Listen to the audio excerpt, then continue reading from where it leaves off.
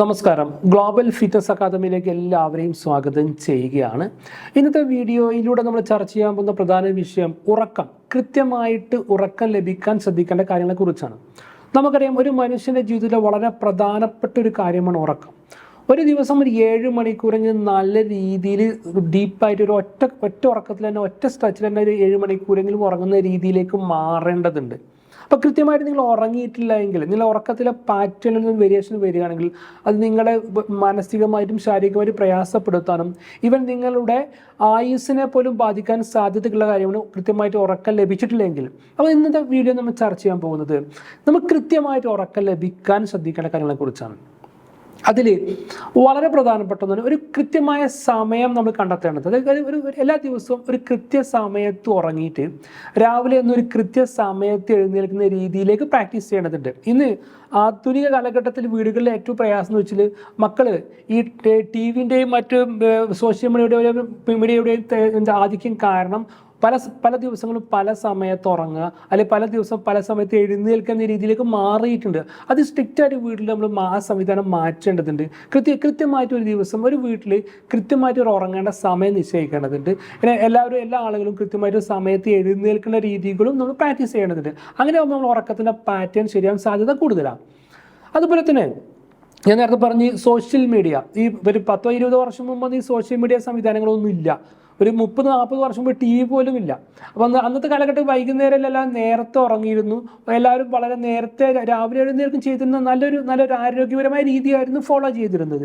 എന്നാൽ ഈ social media വന്നതിന് ശേഷം പലർക്കും ഉറക്കത്തിൽ വേരിയേഷൻസ് വരുന്നുണ്ട്. അപ്പോൾ നമ്മൾ ചെയ്യേണ്ടത് സോഷ്യൽ മീഡിയയിൽ ഉറങ്ങുന്നതിന് 1 മണിക്കൂർ മുമ്പെങ്കിലും അതിൻ്റെ ഉപയോഗം മാറ്റി വെക്കേണ്ടത്. കാരണം നമ്മൾ മിക്ക ആളുകളും നമ്മുടെ ശീലം നേരെ തിരിച്ചാണ്. നമ്മുടെ ശീലം ഉറങ്ങാൻ കിടക്കുന്ന സമയത്താണ് സോഷ്യൽ മീഡിയയിൽ പല ഇൻസ്റ്റാഗ്രാമും ഫേസ്ബുക്കൊക്കെ തുറന്നു ചെയ്യുക. ഇത്തരം ഘട്ടങ്ങളിലൊക്കെ നമ്മൾ ഉറങ്ങുന്നതിൻ്റെ ആ സമയങ്ങളിൽ നമ്മളെ മനസ്സിനെ സ്വാധീനിക്കുന്ന വലിയ സീനുകളോ വളരെ പ്രയാസപ്പെടുത്തുന്ന സീൻ നമ്മൾ കണ്ടു കഴിഞ്ഞാൽ നമ്മളെ ഉറക്കത്തെ കൂടുതൽ ബാധിക്കാൻ സാധ്യതയുണ്ട്. അപ്പോൾ ഒരു കാരണവശാലും ഉറങ്ങുന്നതിൻ്റെ 1 മണിക്കൂർ മുമ്പെങ്കിലും ആയിരിക്കണം നമ്മൾ ഈ സോഷ്യൽ മീഡിയ ഉപയോഗിക്കേണ്ടത്.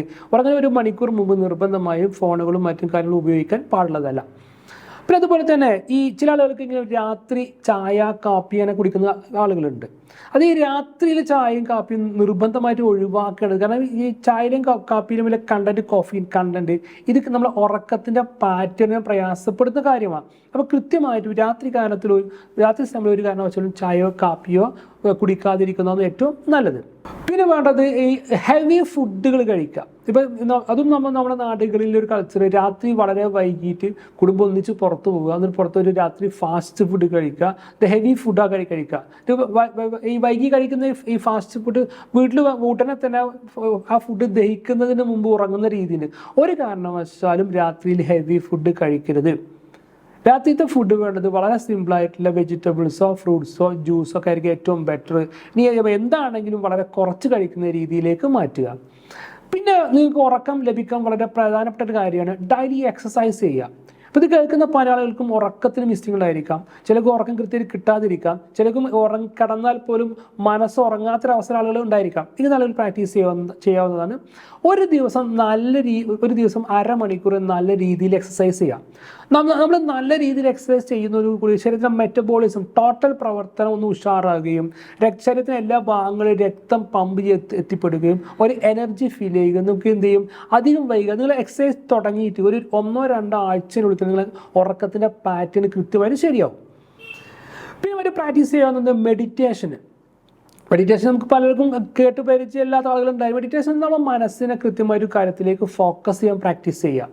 അത് നമ്മുടെ യൂട്യൂബിലൊക്കെ ഒരുപാട് വീഡിയോകളുണ്ട്. അതൊരു എല്ലാ ദിവസവും രാവിലെ അല്ലെങ്കിൽ ഉറങ്ങുന്നതിന് കുറച്ച് മുമ്പ് ഒരു 4-5 മിനിറ്റ് മെഡിറ്റേഷൻ മ്യൂസിക് കേട്ടിട്ട് കണ്ണ് രണ്ടും അടച്ചിട്ട് കൃത്യമായൊരു പോയിന്റിലേക്ക് ഫോക്കസ് ചെയ്യുന്ന രീതി വെച്ചാൽ നമ്മളെന്ത് ചെയ്യും, നമ്മുടെ മനസ്സ് നല്ല ശാന്തമാവാനും കൃത്യമായിട്ട് നമുക്ക് ഉറക്കം ലഭിക്കാനും സാധ്യത കൂടുതലാണ്. പിന്നെ വേണ്ടത് കൃത്യമായിട്ട് ഉറക്കം ലഭിക്കാൻ നമുക്കറിയാം, നമ്മുടെ ലൈഫിൽ നമ്മളൊരു 60 കൊല്ലം ജീവിച്ചാൽ 30 കൊല്ലം നമ്മൾ ഉറങ്ങുക. അപ്പോൾ കൂടുതൽ സമയം നമ്മൾ ബെഡ്റൂമിലാണ് ചിലവഴിക്കുന്നത്. അപ്പോൾ നമ്മുടെ സാമ്പത്തികത്തിനനുസരിച്ചുള്ള ബെഡ്റൂമുകൾ നമുക്ക് നിർമ്മിക്കാം, സൗകര്യങ്ങൾ നിർമ്മിക്കാം. അതുപോലെ തന്നെ അത്യാവശ്യം നല്ല ക്വാളിറ്റി ഉള്ള ബെഡുകൾ, ക്വാളിറ്റി ഉള്ള പില്ലോകളൊക്കെ ഉപയോഗിക്കുന്നത് വളരെ ബെറ്ററാണ്. ഇന്ന് നമ്മൾ കേരളീയർ ആ രീതിയിലേക്ക് ചിന്തിച്ച് തുടങ്ങിയിട്ടില്ല. ചെറിയ ശതമാനം ചിന്തിച്ച് തുടങ്ങിയിട്ടുണ്ട്. കാരണം നമ്മൾ ഒരുപാട് പണം ചിലവഴിക്കുന്നുണ്ട്. അപ്പോൾ നമ്മൾ ലൈഫിൽ ഏറ്റവും കൂടുതൽ സമയം ചിലവഴിക്കുന്ന ബെഡ്റൂമിൽ അത്യാവശ്യം പണം ചിലവാക്കി നമുക്ക് കംഫർട്ടായിട്ടുള്ള എല്ലാ സൗകര്യങ്ങളും ഉപയോഗിക്കുന്നത് വളരെ നന്നായിരിക്കും. അതുപോലെ തന്നെ ഈ ചില ആൾക്കാർ ഉറക്കത്തിന് വലിയ വേരിയേഷൻസ് ഉണ്ടെന്നുണ്ടെങ്കിൽ ഉറങ്ങുന്നതിന് മുമ്പ് രാത്രി ഒരു ചുടുവെള്ളത്തിൽ കുളിച്ചിട്ട് ഒരു അരമണിക്കൂർ കഴിഞ്ഞ് ഉറങ്ങിക്കഴിഞ്ഞാൽ നല്ല ഉറക്കം കിട്ടാൻ സാധ്യത കൂടുതലാണ്. പിന്നെ ശ്രദ്ധിക്കേണ്ട പ്രധാനപ്പെട്ട ഒരു കാര്യമാണ് പകലുറക്കം. ഇന്നുള്ളൊരു ബാഡ് ഹാബിറ്റാണ്. പകലൊരു കാരണവശാലും ഉറങ്ങാൻ പാടില്ല. ചിലർ പകൽ 1-2 മണിക്കൂറൊക്കെ ഭീകരമായിട്ട് ഉറങ്ങും. ഈ പകൽ ഉറങ്ങിയാൽ നമ്മളെ ശരീരത്തിൻ്റെ മെറ്റബോളിസം ആകെ അസ്വസ്ഥവും ശരീരത്തിലൊരു ക്ഷീണം അനുഭവപ്പെടാൻ സാധ്യത കൂടുതലാണ്. നിർബന്ധമൊന്നും മയങ്ങുക. ഈ ഉറക്കവും മയക്കം തമ്മിൽ മാറ്റമുണ്ട്. മയങ്ങാൻ എന്നാൽ ഒരു കസാലയിലേക്ക് ഇതിൻ്റെ ഒരു 5 മിനിറ്റിന് മയങ്ങുക, അതിന് വലിയ കുഴപ്പമൊന്നും ഇല്ല. പക്ഷേ പകൽ ഉറക്കം നിർബന്ധമായിട്ട് ഒഴിവാക്കണം. പകൽ ഉറങ്ങിക്കഴിഞ്ഞാൽ രാത്രിയിലെ ഉറക്കത്തെ അത് ഘട്ടം ഘട്ടമായിട്ട് ബാധിക്കാൻ സാധ്യത കൂടുതലാണ്. പിന്നെ വേണ്ടത് നല്ല പുസ്തകങ്ങൾ വായിക്കുക. പോസിറ്റീവായിട്ട് പുസ്തകങ്ങൾ മാർക്കറ്റ് ഇഷ്ടം പോലെ വാങ്ങാൻ കിട്ടും. നമ്മൾ ഉറങ്ങുന്നതിന് ഒരു 10-15 മിനിറ്റ് മുമ്പ് ഒരു 2-3-4 പേജുകൾ നല്ല പോസിറ്റീവ് പുസ്തകങ്ങൾ വായിക്കുന്നത് നിങ്ങൾ ഉറക്കത്തിനെ നല്ല രീതിയിൽ കൊണ്ടുപോകാൻ സാധ്യത കൂടുതലാണ്. പിന്നെ ഈ ആധുനിക കാലഘട്ടത്തിൽ പല ദുശ്ശീലങ്ങളും നമ്മുടെ ജീവിതത്തിൽ ക്യാരി വരുന്നുണ്ട്. ഒന്ന് ആൽക്കഹോളാണ്, ഒന്ന് സ്മോക്കിംഗ്. ഈ ആൽക്കഹോളിൻ്റെ ഉപയോഗവും സ്മോക്കിംഗ് ഒക്കെ ഒഴിവാക്കണം നല്ലത്. അത് നിങ്ങൾ ഉറക്കത്തിനെ ഘട്ടം ഘട്ടമായി ബാധിക്കാൻ സാധ്യത കൂടുതലാണ്. പിന്നെ വളരെ പ്രധാനപ്പെട്ടൊരു മറ്റു കാര്യം, നമുക്ക് ദൈവം നൽകിയിട്ടുള്ള ദൈവത്തോട് എപ്പോഴും നമ്മൾ നന്ദിയുള്ളവരായിരിക്കുക. നമ്മൾ ദൈവത്തോട് ഇടയ്ക്കിടയ്ക്ക് നല്ല നന്ദികൾ പറയേണ്ടതുണ്ട്. ദൈവത്തോട് നമ്മൾ നന്ദി കാണിക്കുക. ഇങ്ങനെ ഈ മുകളിൽ പറയുന്നിരിക്കുന്ന ഇത്രയും കാര്യങ്ങൾ നമ്മൾ കൃത്യമായിട്ട് പ്രാക്ടീസ് ചെയ്യുകയാണെങ്കിൽ നിങ്ങൾ നല്ല രീതിയിൽ ഉറക്കം കിട്ടാനും നിങ്ങളുടെ ആരോഗ്യവും നിങ്ങളുടെ മനസ്സും നല്ല പവർഫുൾ ആയിരിക്കാൻ സാധ്യത കൂടുതലാണ്. അപ്പോൾ മറ്റൊരു വിഷയവുമായി നമുക്ക് അടുത്ത ക്ലാസ്സിൽ കാണാം.